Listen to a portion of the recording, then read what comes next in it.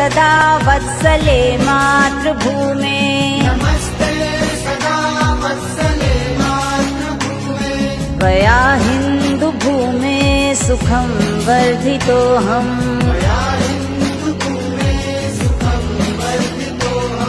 महामङ्गले पुण्यभूमे त्वदर्थे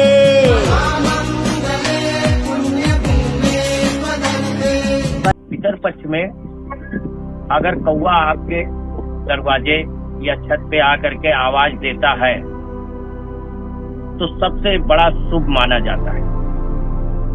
पितर जब भूखे होते हैं, पितर जब उनकी आत्मा भूखी होती है तो वो कौवे के रूप में आकर के आवाज देते हैं और उनको खिलाना बहुत बड़ा लाभदायक है, बहुत लाभदायक है।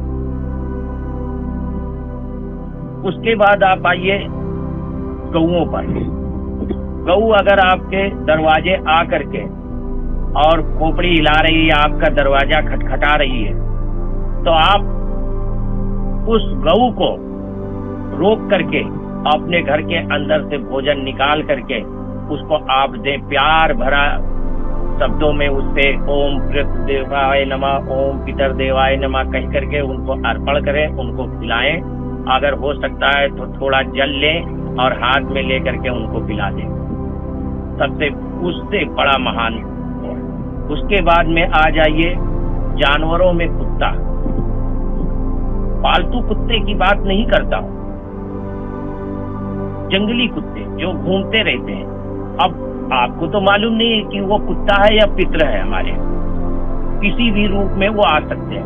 तो अगर आते हैं दरवाजे पर या दरवाजा आपका खटखटा रहे हैं या दरवाजा खोल करके अंदर आ जा रहे हैं तो तुरंत हमको उसको कुछ नहीं कुछ खिला करके और उससे हाथ जोड़ करके ओम पितर देवाय नमः, ओम पितर देवाय नमः कह करके और वंदना करें। उसके बाद में आ जाइए घोड़े के ऊपर।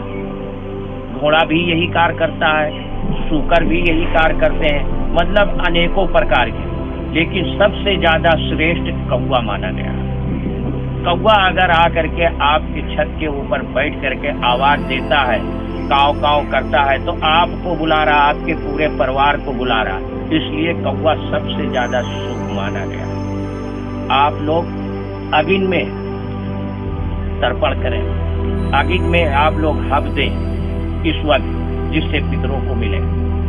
पितर हमारे सबसे श्रेष्ठ है, इसीलिए पितर का जो है पितर पक्ष चलता है साल में एक बार।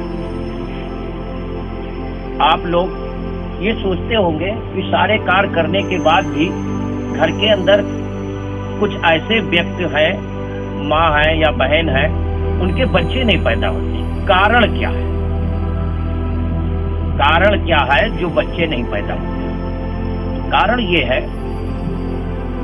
कि जब जिसके यहाँ बच्चा पैदा हो, लड़का, तो समझ लीजिए पुत्र ऋण अदा करने के लिए आया है। उसका जो भी बाप का है या आजा का है या बाबा का है, वो ऋण अदा करने के लिए पैदा हुआ है।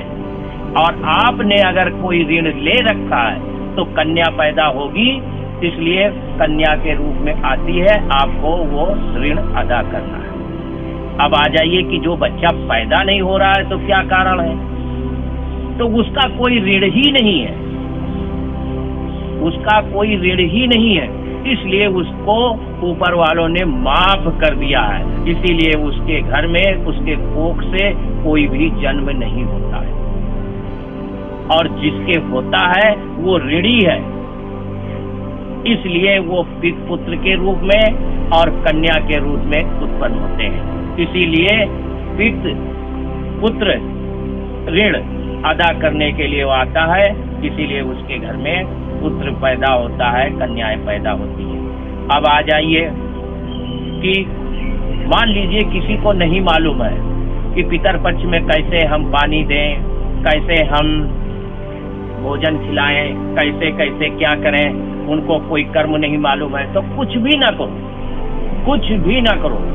एक लोटा में गंगा जल लें, थोड़ा से अक्षत डालें, थोड़ा से तिल डालें, थोड़ा से गुड़ डालें और अपने ऊपर से 7 बार 11 बार उतारे ओम पितर देवाय नमः, ओम पितर देवाय नमः कहते हुए आप सूर्य को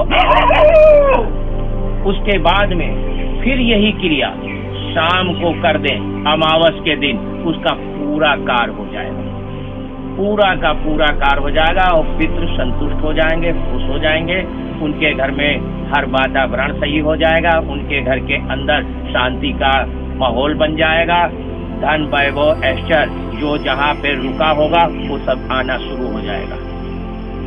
श्री नारायण नारायण नारायण नारायण।